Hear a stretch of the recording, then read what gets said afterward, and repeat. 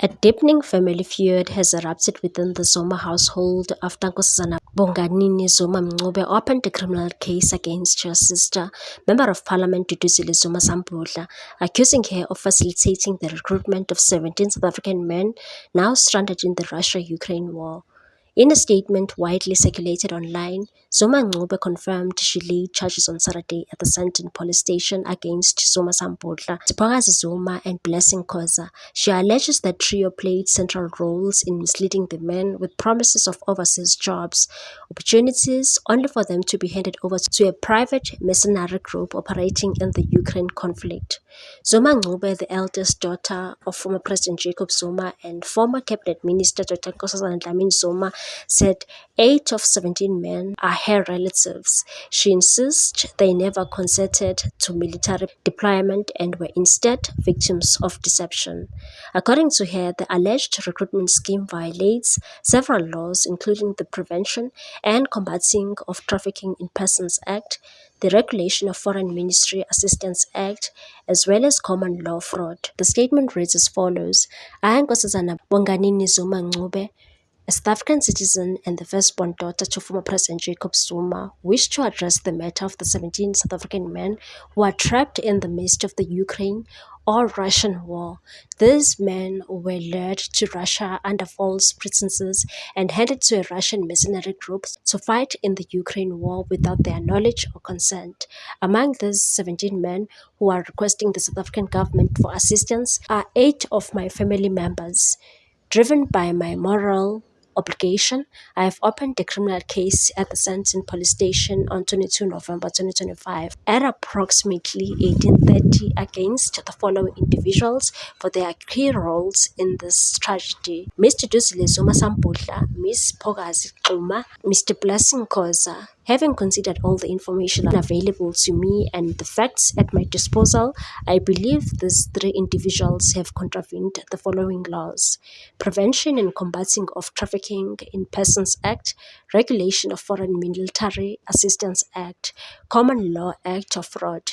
I urge the South African government to expedite all diplomatic efforts to secure the immediate and safe return of our citizens. Furthermore, I call on all South Africans to be vigilant and not fall prey to individuals offering too good to be true opportunities abroad, especially those involving travel to conflict zones. An extremely concerned South African citizen, Nkosazana Bonganini Zuma Mncube. Earlier this month, it was reported that the South African government says it has received distress calls from 17 South African men who are trapped in the war-torn Donbas region of Ukraine after being lured to join mercenary forces under the pretext of lucrative employment contracts.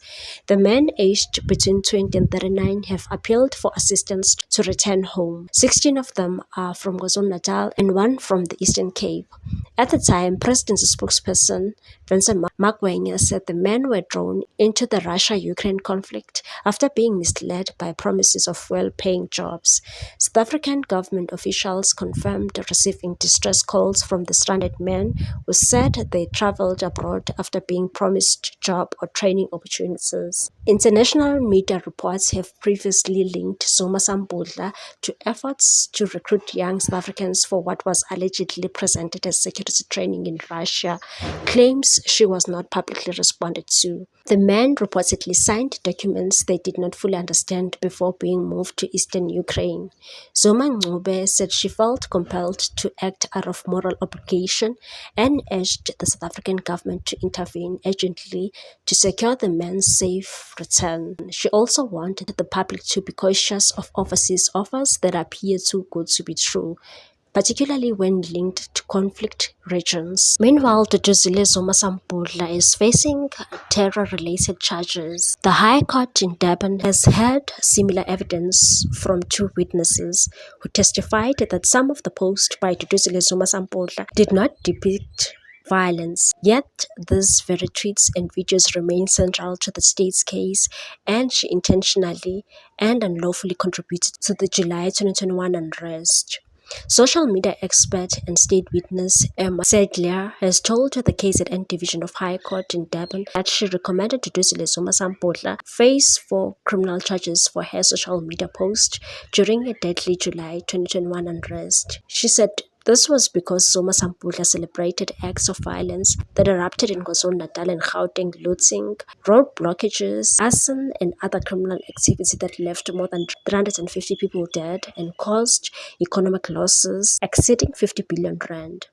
Sedler made the remarks during her evidence-in-chief and cross-examination and said the tweets were a call for action to stir up violence. She also celebrated the SA that was on its knees. Her tweets instigated violence in collaboration with others committing similar acts. I recommended to the police 4 charges, which were incitement to terrorism, incitement to public violence, sedition, and the violation of the Cybercrimes Act. Although she recommended 4 charges, the state charged Zuma Sampudla with 2 incitement to terrorism and incitement to public violence. At the center of the case are dozens of posts, mostly with videos and Zuma Sampudla posted on X, many with phrases "we see you" and "I see you," wording whose literal meaning has been debated since the trial began.